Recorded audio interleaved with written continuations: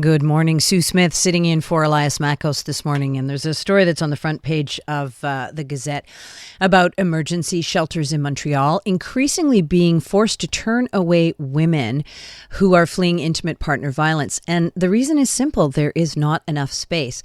SOS Violence Conjugale reportedly received tens of thousands of requests for help over the last year, with many emergency shelter requests unable to be accommodated because of capacity limits. Shelter networks across Quebec are reporting resources and available beds have struggled to keep pace. There's also a major shortage of what are known as second stage shelters, so transitional housing designed to help women rebuild stability after leaving emergency care. And of course, that is super important for, long-term care of women fleeing violence. Elisabeth Liston is the Executive Director of Communications and Public Affairs for Chaînon, and she joins me on the line. Good morning. Good morning, Sue. Thanks so much for joining us. Before I ask you about the shortages, can you just tell our listeners a little bit about what Chaînon offers? Because you do offer shelter, emergency shelter, and residency and transitional housing. So can you tell us a bit about that? Yeah, exactly. Le Chaînon is one of the principal resources for vulnerable women or women that are experiencing homelessness in Quebec. Yep. We have four buildings, about 200 or 150 units, and about 70 units in the private rental sector.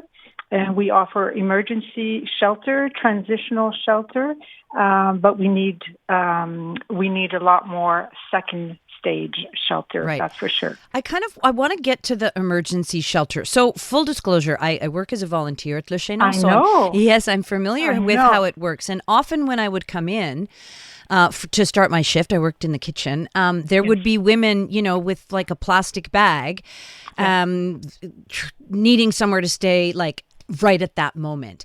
So what are you seeing, first of all, just in terms of demand?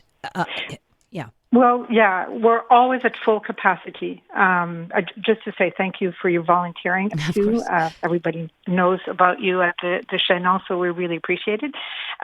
We're always at full capacity. We turn about 15 to 25 women a day. So we try to refer them. We work with You turn them away, 15 to 20? Well, we turn them away, but we try to refer them to other organizations. Yeah. So just to make sure we don't just put them back in the street, we actually refer them to other organizations. But we turn away 15 to 25 women a day. We're always at full capacity. In the last 6 months, we've provided shelter or transitional housing to about 650 different women, regardless of the length of their stay. Mm-hmm.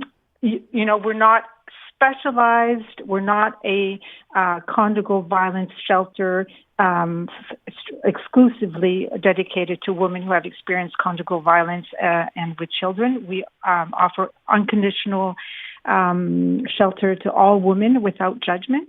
And out of the women that come, all the women who come to the shelter, 56% say they report having experienced violence.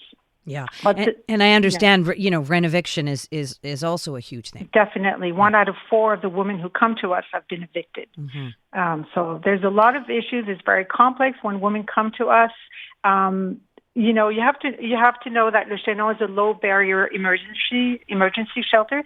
This means that there are very few criteria for admission. We accept all women experiencing vulnerability without judgment, their senses, and that means that we ask very few questions when the woman comes to us because questions can feel really threatening to them. Not all women feel comfortable explaining why they're seeking accommodation. They may fear judgment, shame, and fear. Mm-hmm. They often reveal and share the complexity of the situation once they've had a chance to rest and to recuperate, and once also we have gained their trust. And also, being with other women in the same boat. So I think you've painted a really good picture of how the shelter works. I just kind of want to get to that, the nub of which is that, your shelter already has a very low barrier for turning people away, but you're full. You're having to turn people away. You're trying to find places for them. I'm guessing other shelters are full too. What, Elisabeth, do you think needs to be done kind of systemically? I mean, whether it's conjugal violence or renoviction, obviously there are women at risk who are not able to find shelter all over Quebec, it sounds like, but I'm sure in Montreal. And of course, that leaves them, I mean, I've seen the women on the street, like that leaves them at even more risk. So like, is it just a matter of more money? I mean, what do shelters need? And we need, we can't just like manage homelessness or manage the emergency situation of conjugal violence. We have the solutions. We just need more of them. So I want to explain to your audience that conjugal violence is also a key pathway to homelessness. Yeah. It's important to understand that it's not just about providing safety. It's if you don't offer rapid residential stabilization, the woman might just return to her abusive environment or simply enter into chronic homelessness. So we need to provide a quick housing solution, but I do want to address your question. So first and second stage shelters reduce the risk of the risk that the woman will return to her abuser. But the problem is most first stage shelters like Le Chaînon operate at maximum capacity, and they're not designed for extended stays. So that's an issue. We need to offer these women additional time, which second stage housing, which can go up to 2 years. So second stage housing allows that additional time for women to focus on their other needs and begin to heal from their trauma. And the studies show that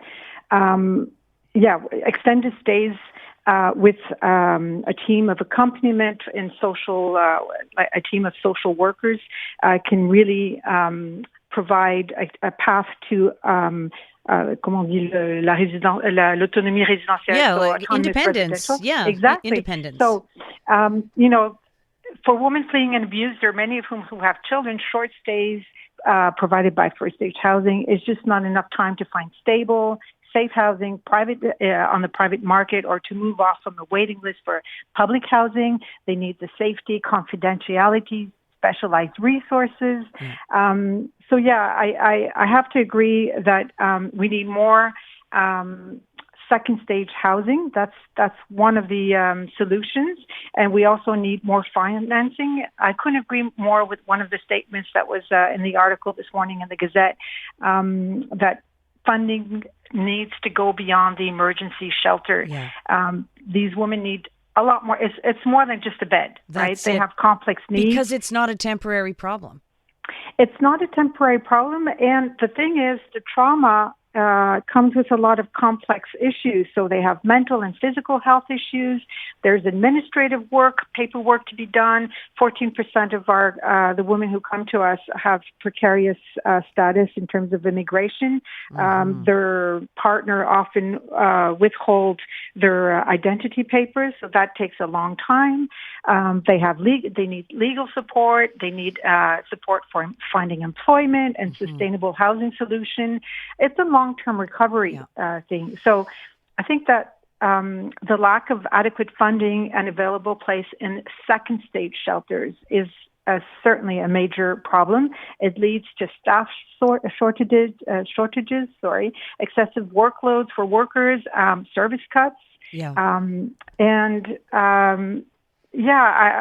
other thing that was mentioned in the article, I think it was the executive director of Auberge Shalom that mentioned it, that there's just too much of the funding is project-based. Yes, exactly. Some sort of goal. I'm sorry. I'm going to have to cut you off. I'm going to have to end the interview. But I think you've painted a very good picture of some of the challenges that organizations like Le Chaînon face. Thank you so much, Elisabeth. Thank you, Sue, and we'll see you at Le Chaînon. Okay.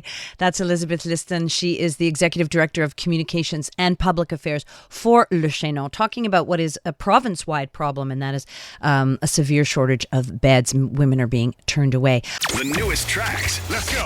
New music. And the next big thing. Always on the new music first. Your first place to hear it all. 'Cause you gon' like it, love it, wanna play it twice. Playing now. iHeart New Music. your digital station for brand new drops, fresh finds, and tomorrow's bangers. Powered by North by Northeast Music Festival, taking place June 10th to 14th across Toronto. iHeart New Music. Stream now, online, on your smart speaker, and preset on the free iHeartRadio app.